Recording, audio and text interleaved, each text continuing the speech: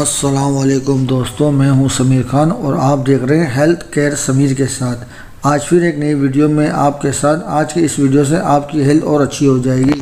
तो चलिए शुरू करते हैं। अस्सलाम वालेकुम दोस्तों, आज की वीडियो में हम आपको बताएंगे फालसे की तासीर।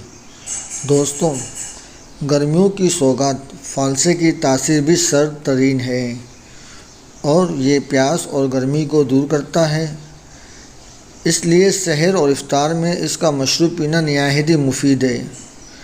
ये क़ुव्वत हाज़मा को तेज़ करता है, बलगम को खारिज करता है और जिनमें खून की कमी हो वो फ़ालसा इस्तेमाल करें, क्योंकि फ़ालसा नया खून काफ़ी मिक़दार में पैदा करता है। ख्याल रहें, सर्द मिजाज वालों के लिए फ़ालसे नुकसानदेह हैं। दोस्तों, उम्मीद करता हूँ ये छोटी सी मालूमात आपको पसंद आई होगी। तो हमारे चैनल को लाइक करें, सब्सक्राइब करें। मिलते हैं नेक्स्ट वीडियो में। अल्लाह हाफिज़। दोस्तों, उम्मीद है आपको हमारी वीडियो पसंद आई होगी। ऐसी मालूमाती वीडियो के लिए हमारे चैनल को लाइक करें, हमारे चैनल को सब्सक्राइब करें और दोस्तों को शेयर करें। मिलते हैं अब नेक्स्ट वीडियो में। अल्लाह हाफिज़।